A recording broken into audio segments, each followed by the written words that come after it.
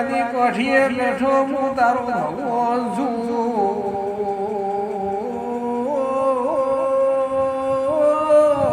એ mono તો મુખ દુર્યો નાગશું રાફડામાં રેનારો ભગવાન છું એ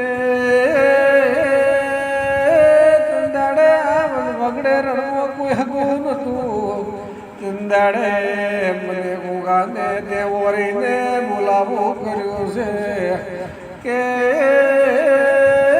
તું બોલે મારા ગોગાની હાજરી થઈ જઈ છે